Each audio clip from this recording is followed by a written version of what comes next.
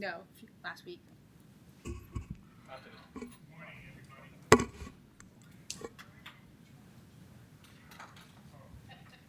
I'll try that one again. All these things confuse me. Welcome to the Board of Adjustment meeting for the City of Prescott, January 16th. It's a public hearing. Board members present, so as I call your name, please state here. I'm Chairman Jim Lamerson. Tony Teeters. Here. Thomas Davis. Here. Mary Fredrickson. Here. Miriam Halbrecht. Mark Hoekness. Here. Tom Hutchinson. Okay, it looks to me as though we have 5 members present. It will require 4 votes for a majority.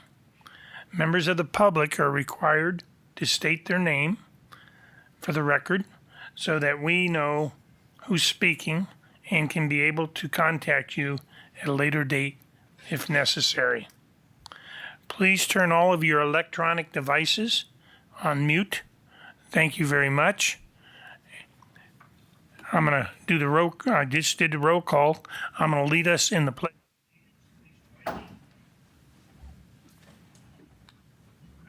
Allegiance to the flag of the United States of America and to the republic for which it stands, one nation, under God, indivisible, with liberty and justice for all.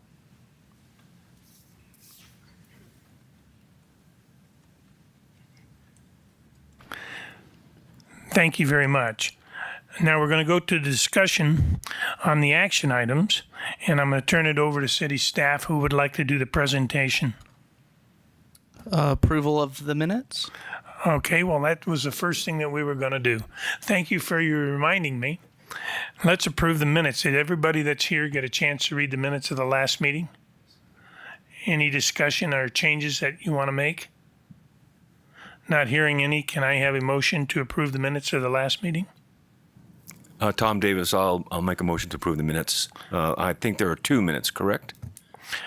Yes, there were. Okay. Both minutes, if you wish, Mr. Chairman. Yeah, I think that would be the most efficient way to handle it. If nobody had any problems with either one of the minutes that were presented in the packet. So you're making a motion to approve both sets of minutes. Yes, that's correct. I make the motion to approve both minutes. Thank you. Tony Teeters, second. Thank you. We have a motion and a second. All those in favor signify by saying aye. Aye. Aye. All those opposed signify by saying aye. Okay. It passes unanimously, 5-0.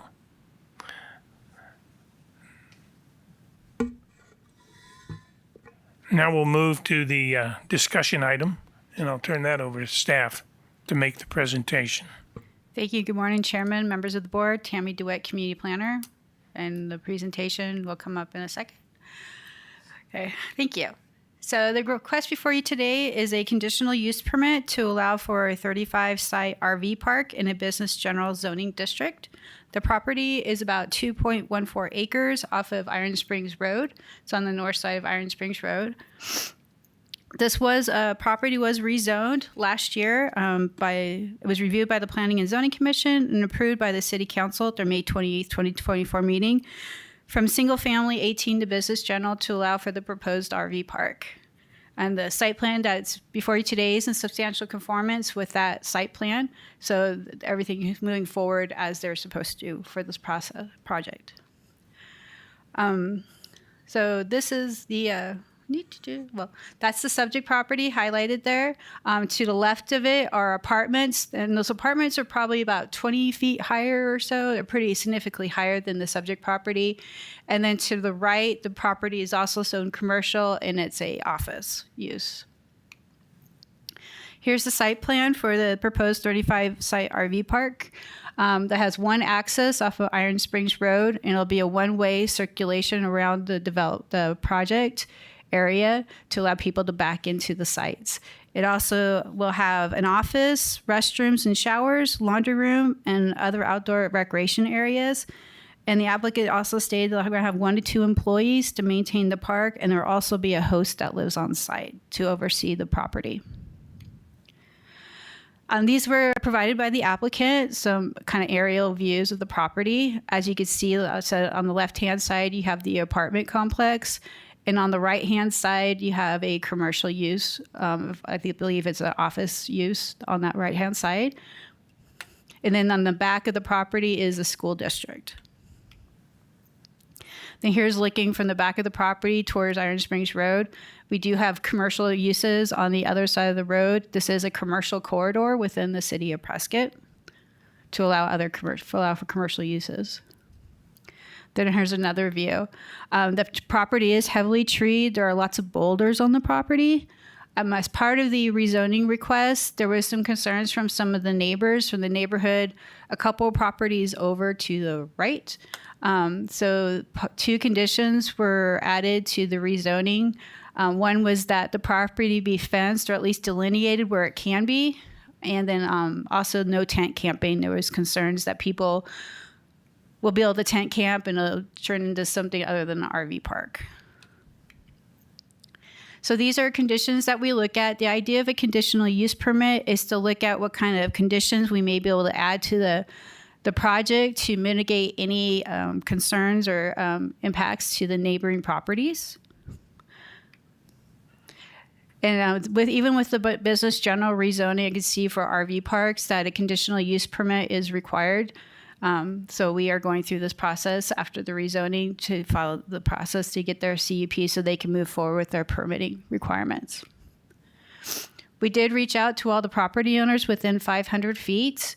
We did get one letter of opposition that was emailed to you, I believe, earlier this week, and the location of their property. There is that one property, that commercial property, that is between the residential neighborhood to the east and the subject property.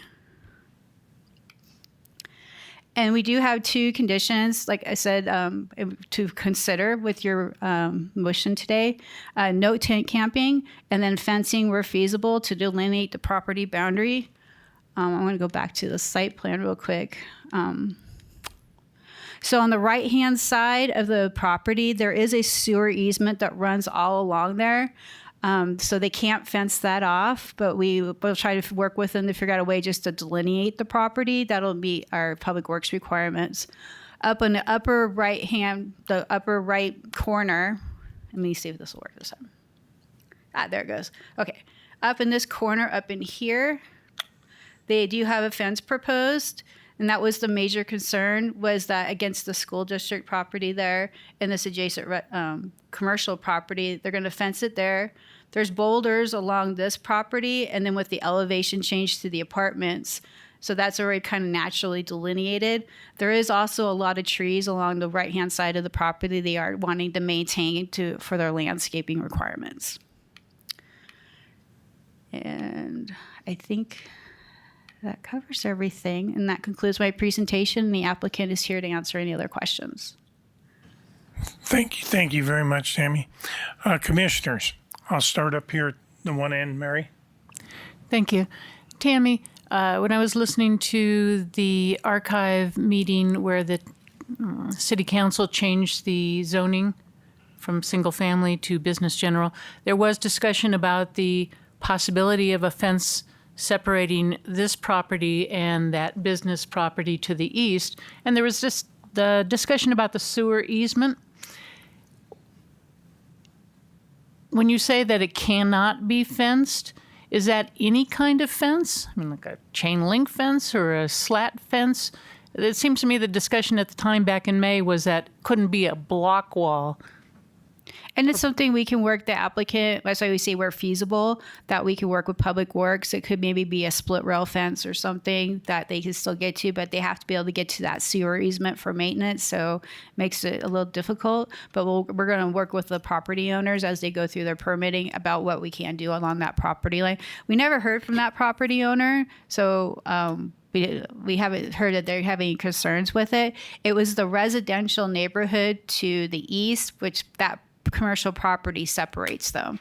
So none of them are continuous against that property.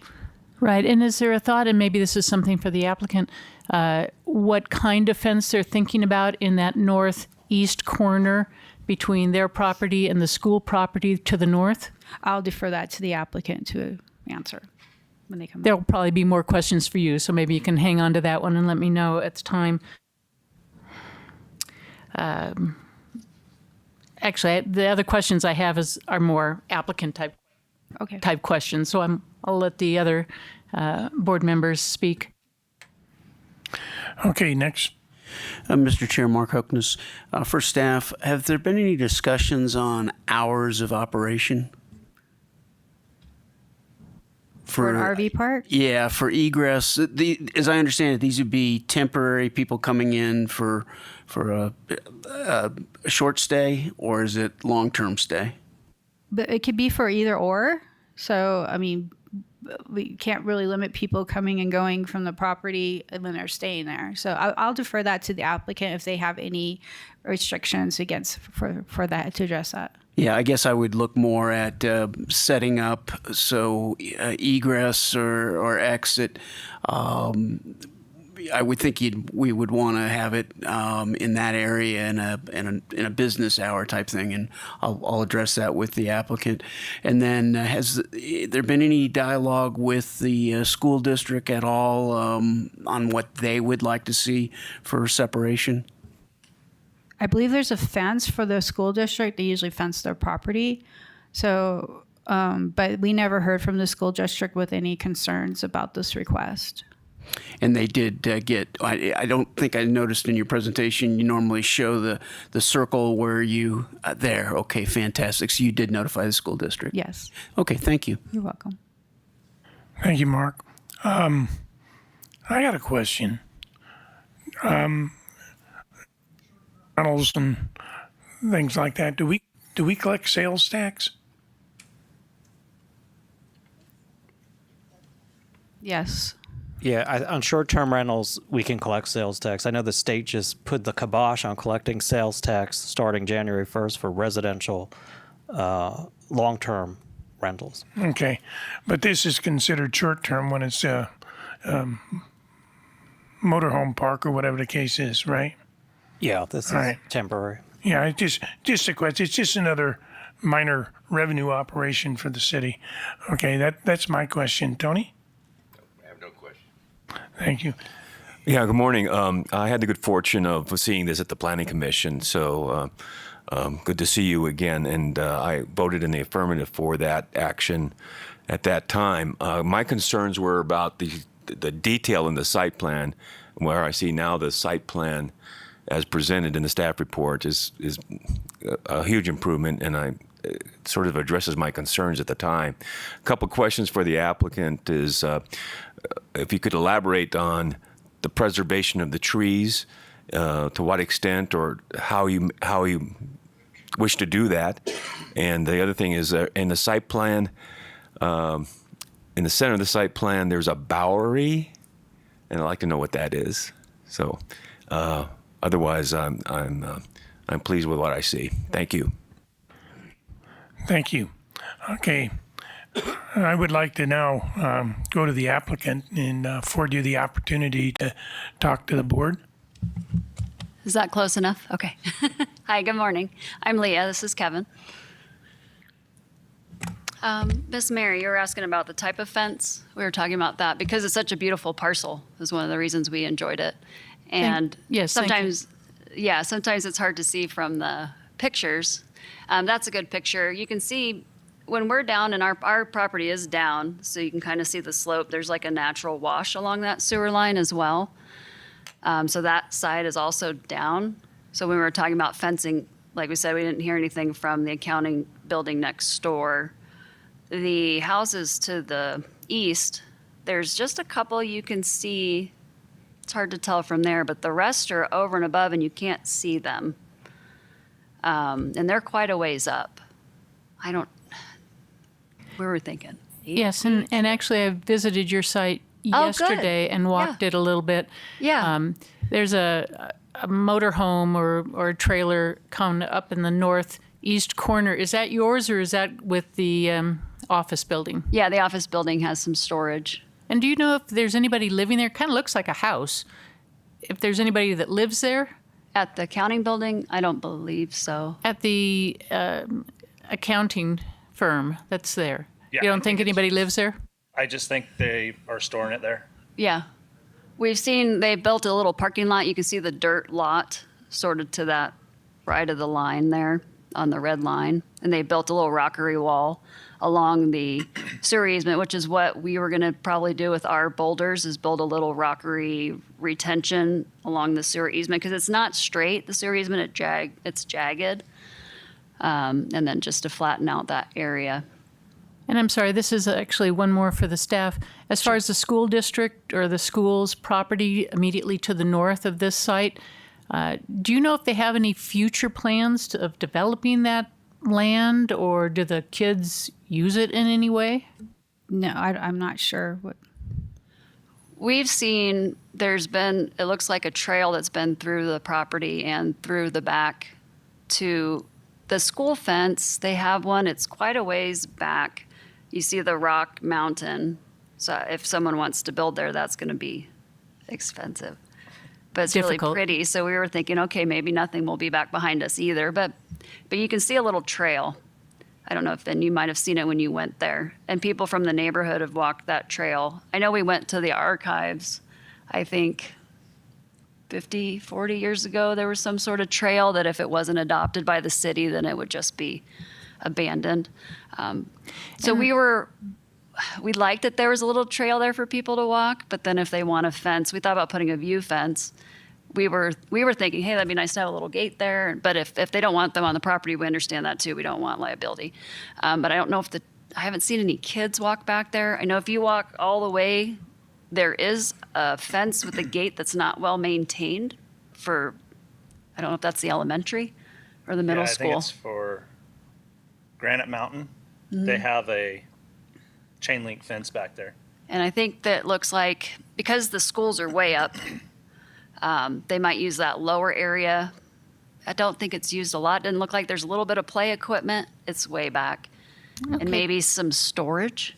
Thank you for that. So I don't know if kids come through that gate.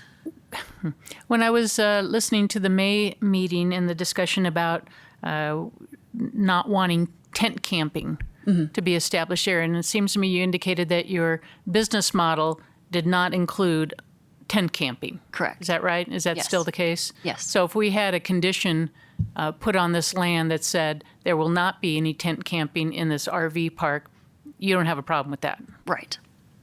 Thank you.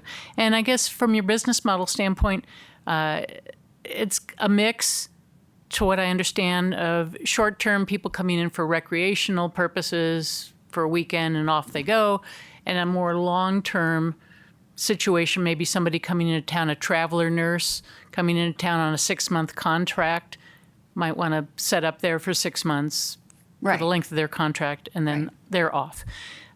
Do you have in your business model any thought about a maximum length of time that you would allow a longer term rental to exist, or are you just going to leave it open-ended? If somebody sets up shop there and they just like living in the trees and they're there for years, is that adverse to your business model, or have you had any thought about that? We're not opposed to that. We're going to still do month to month, just to allow, because we want the place to be a nice neighborhood, quiet. We have rules. We want people to comply. So we'd hate to get into situations where it's hard to move people out if we need to, if they're not complying. So we thought maybe month to month would be easier, and that helps everybody. And then we can propose things to them, say, hey, we won't change your rate, if they decide they want to stay longer. Those are all little details, but it was kind of sticking to that month to month to allow it to stay nice and just to keep people in the rule abiding area. We don't want smoking. We don't want dogs barking all the time. We don't want loud noises past curfew, things like that. Because I know for us, I'm very sensitive to noise, and he knows, poor guy, dogs barking and stuff like that, keeping you awake. So we don't want to have that in our park, especially everybody's so close. But there is a need. I was just taking a picture of the meeting coming up for the workforce housing. So I know Michael Fan spoke for our park to help with that too. He said he's got a lot of people, and I'm a nurse. There's a lot of travel nurses that when I worked in Flagstaff as a traveler, they were staying in their RVs in the parking lot because they couldn't get space. It was so full.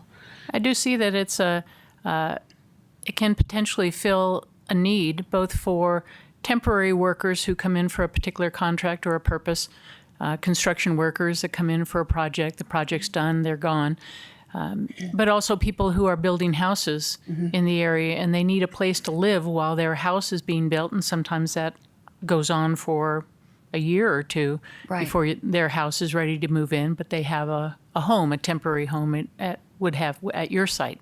Right. Thank you. You're welcome. Good conversation, Mary. Thank you. Thank you for your presentation. I have a question. Would you be averse to having a conditional use of a time limit for an individual renter?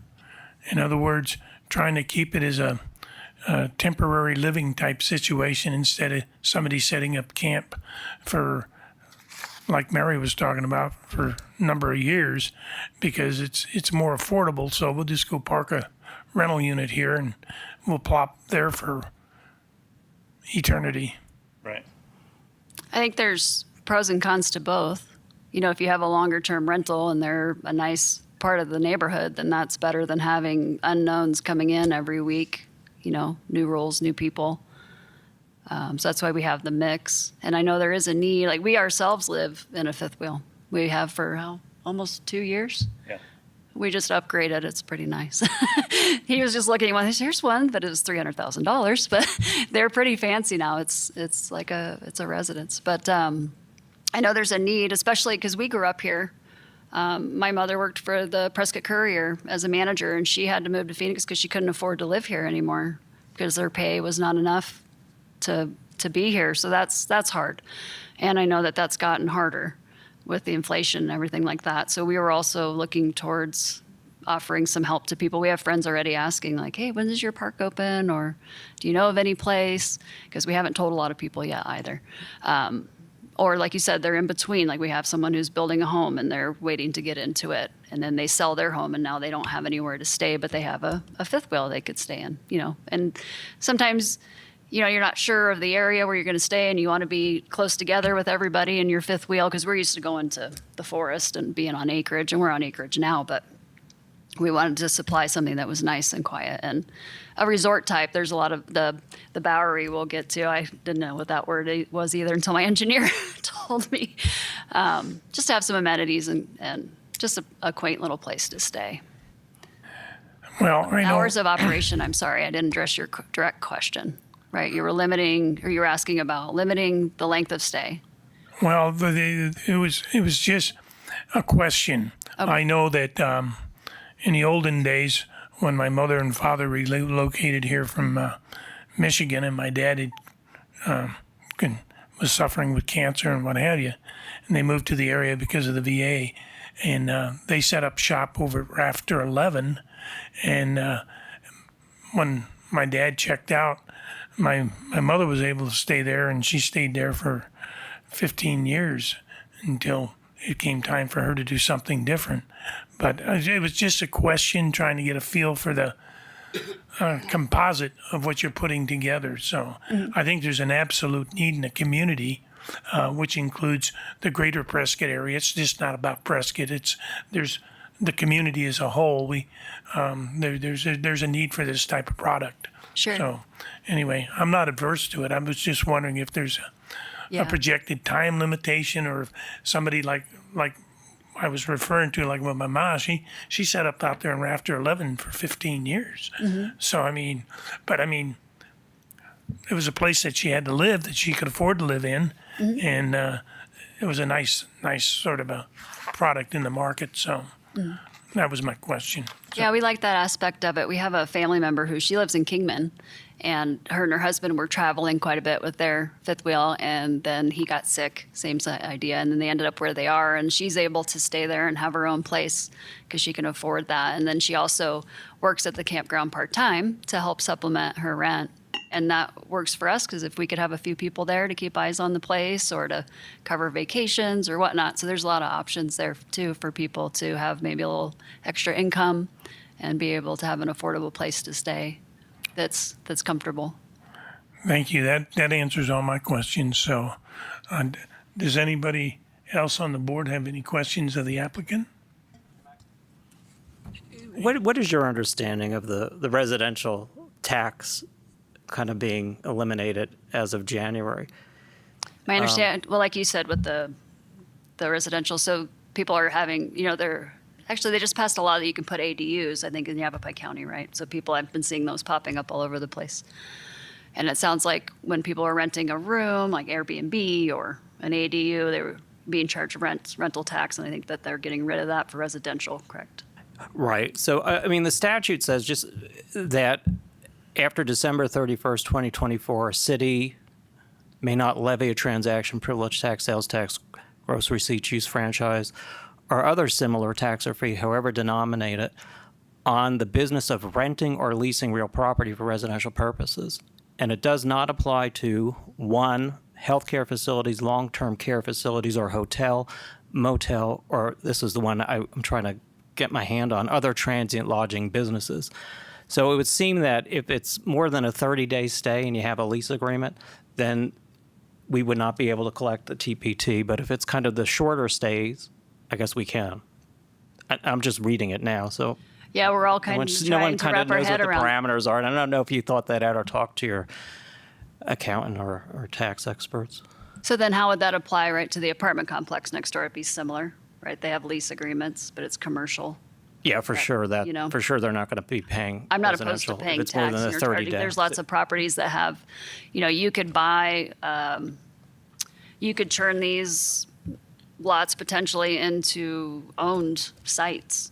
And then you could rent them that way, or, there's different things like that. And then they charge within, renting the space. There's so many variables. It just depends on the project in this city or the county. And the chairman asked the question, so I So just maybe wanted that to other transient- maybe correct myself if I may have overstepped my, No, I my mean, I understanding think, of the new law. That's why I went back and looked at it. So I think the more clarification we get on certain things, that's our job. And one of the reasons we have an attorney here is to keep us on track of what we're legally compelled to do and what we legally can't do. One of the things that I have concern with, being from my background, of course, is I have a lot of concern over veterans and their opportunity to live somewhere that's nice and in the community and be part of the community. And I know there's a lot of veterans in this area because of the VA that need temporary places too. So I'm just trying to get a feel for what we're bringing to the community as far as a product. Right. A So, lot of people that need it. Chair, yes, I Mary. think it was Tom had asked, and maybe it went down the river for you, but about that gathering area. What was the name? Yeah, Bowery. Bowery. Bowery. Can you I guess describe that a little It's more? a fancy term for a covered area. I said, okay, you can call it the Bowery. That's fine. And I'm assuming that would just be available to anybody staying in your park. Right. If they wanted to eat outside of their trailer, they could Yeah. come down and have a picnic there. Right. Yeah, in that specific area, we were trying to figure out how to incorporate some more amenities, and we're like, oh, we could put a pickleball court right there, but then that can be kind of loud. So it is big enough to house it, but we ended up we designed it this way. It'll be a concrete pad. It's large enough for cornhole, things like that. If they want to have birthday parties or get-togethers, we're going to put some fire pits in the area. We have natural gas to the site, so we could put some fire pits. And then that's going to have, if you've seen those structures that have the nice metal and maybe some wood incorporated, so it's a fairly high ceiling with a little bit of lighting. If, it can be on a timer, so they can be out there and enjoy the space. Thank Yeah. you. Mm-hmm. Thank you for that. I also had the question about the tree preservation. Can you expand upon that?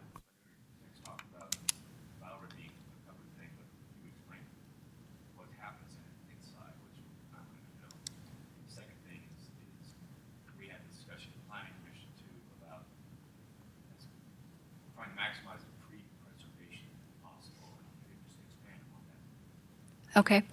Of course, on that east side, like Tammy mentioned, there's trees and things there. That's why we didn't want to. We'd have to tear all that up to put a fence in, and regrade. So I'd rather have the trees there as more of a natural boundary, and I want to keep as many trees as possible. If you look on our site plan, the surveyor has already marked. You see the little tree kind of outlines. Those are the major trees. There are more.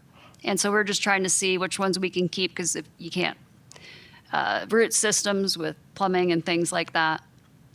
So there are some that we can already keep, and then there's other ones that aren't on here that we can incorporate. Once we start staking the property, we can really see which ones can stay, and then we'll trim them up and maintain them, because I like the natural look of the property. And our landscape designer is working on that currently with grasses and things like that are native to the area. And she was telling me about you can have little gardens that become a habitat that you can register. I thought, well, that's neat. So stuff like that is what we want to do. We want to do things that are more natural to the area and keep as much of that. And we aren't going to pave the entire thing and put concrete. We'd like to keep gravel and natural things so you feel like you're in nature and not on a parking lot.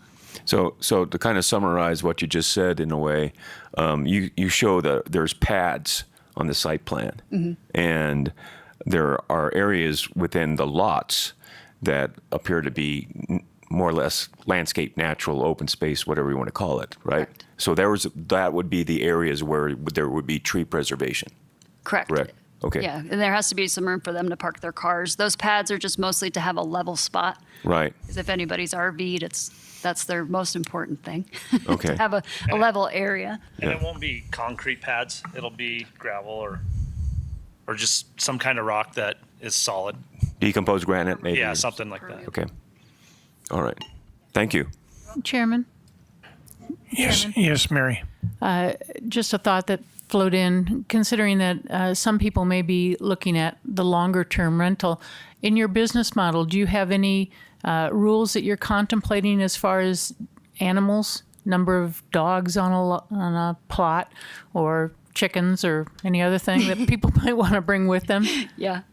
Most sites limit pets to 2, usually dogs. And then there's a limit on what type of dog, usually dependent on insurance reasons. So there'll be a limit there as well. And then there'll be rules on cleaning up after your pet and keeping them on a leash. We have a little dog area. I don't want to fence it, because then dogs will run free and things happen sometimes. And then we're going to have lots of stuff available to our customers on where they can take their dogs or walk, or there's a lot of things close by. There's trails. I'm trying to think of the trail. Is it Celestial or something? There's a bike trail. A lot of things. That's what we said. A lot of the amenities are here in town. You're here not to necessarily just stay in the park all day. There's lots of stuff to go do. So that's what we'd like to do. Thank you. Keep it safe, yeah. Thank you very much. I don't have any more questions. Does anybody up on the board have any more questions? How about you, Mr. Attorney? No, but do we have public comment? I'm going to do that. Oh. Let me get through this. That was my question. All right. Do we have But public yeah, question? but I was trying to clear this out here first. Okay. So if there's no more questions from the board, I want to go to the general public.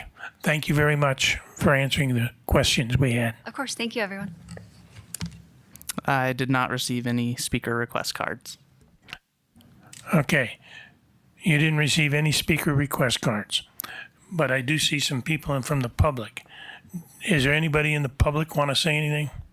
Yes, sir. Come to the podium. Give your name and your address so we know who you are. Thank you very much. My name is John Johnson. I live at 1644 Sky Trail.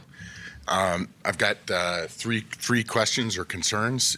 Ma'am, if you'd be willing to go to that page where it showed the one location a letter came from. That's my house. So there's 3 properties that are residential that are the nearest to this business property. I own one of those 3. If I'm in the east side of my backyard, I can look down and see this property. I have one concern for me personally, and 2 that the city might want to pay attention to. And first of all, I'm not averse to there being a park. I understand that there's going to be a business, and I don't have any issue with the development of businesses in Prescott. My personal issue is noise. I'm not saying the place is going to be noisy. I just don't know. My wife and I purchased that property because the property immediately north of it is residential, and the person that owns the house is not even on that map. It's that far away, and there's a school next to it, and then the business that is adjacent to our property, they close at 5 o'clock every day, and they're not open on the weekends. And so that's one of the reasons why we picked that location, was outside of business hours. You know, the birds in our backyard make the most amount of noise. So I'm not saying it's going to be noisy, but that's going to be a concern of mine. Enough said. Enough said on that. My two concerns for the city is, one is water runoff. I came in here making an assumption there's going to be a lot of concrete and asphalt, and obviously you got to have roads. I get that. If you're using gravel instead of concrete for the pads, I think that is a great idea. But my request is that it be looked at very carefully, in particular during the monsoon season. How is the water runoff of that property going to be different than it would be otherwise? Maybe it's not an issue, I don't know. But the properties on either side, they have a lot of asphalt and concrete and buildings. So where is that water going? Can the city handle more water runoff? Maybe this is even less of an issue than those other two properties, but maybe one more thing is going to overload the storm system. I don't know. My third concern is how this is going to impact the city's sewer system. Is if there's going to be up to 35 rental places, and I'm sure there's a way to dump your RV. Is the city sewer system going to be able to handle 35 places where normally there might only be one or two or three? I don't know. There's an apartment complex right next to it. Maybe the infrastructure's there. I'm not saying it's not. My request is then that for the city look at how is the sewer system of the city impacted and how is the water runoff impacted. And I'm going to go on an assumption that everything's going to be great, and I'm going to say welcome to the neighborhood. This is a fantastic place. If you or a family member or somebody you know is going to live there, they're going to absolutely love it. Thank you very much for your time. I greatly appreciate it. Thank you for your comment. Are there any more comments from the public? Chair, maybe Yes, Mary. maybe the staff can answer that. I know it's not in our purview here at the Board of Adjustment considering today as far as water runoff and the feasibility of the sewer hookup. Is that part of, just from my own understanding, is that part of some other review by somebody else on that score? Yes, they will have to submit a grading and drainage permit, and with that, they're going to show where all the drainage is going to go, and they have to suffice that, make sure that you meet all the drainage criteria, that the amount of runoff coming onto the property and that lease stays the same as it is now. So, but they do have the drainage on the east side, and there is a sewer easement, so there's sewer capacity right there. That's always looked upon when they'll have to show with their engineering how they're hooking up to the sewer and water system, and that we have capacity for that. Great. It's not really our thing today, but it's good to hear that it's being looked at. Thank you. Well, I agree with you. It's not in our purview, but I also agree with you that I think it's important, especially being quasi-judicial up here with this board, that we have a full understanding of what we're asking and what we're doing and what we're allowing to be permitted in the city. I mean, that's our job. So, thank you, Mary. Do you have any more comments at all? This is an infill development project. This is providing another type of opportunities for housing. There's another thing to look at. This summer, we're probably going to be seeing the Forest Service closed, more than likely, unless we get a bunch of rain miraculously soon. And so this will offer another alternative place for those people to go. That is something we are kind of lacking in this region, in this area, are RV parks. And that's something when we've seen projects come through and people ask, sometimes what's something that's needed in the area? We've always seen RV parks. We see more and more people, mostly after COVID, was that people are traveling a lot more. A lot more people are living in recreational vehicles or microvans and stuff like that. and they're going to need places to stay. And that this is something that the city of Prescott is kind of short on, our RV sites for those people. So it is something that's going to fill a niche that we have here. Thank you very much. Are there any more comments from anybody? Not hearing any. I'll open the discussion for a motion on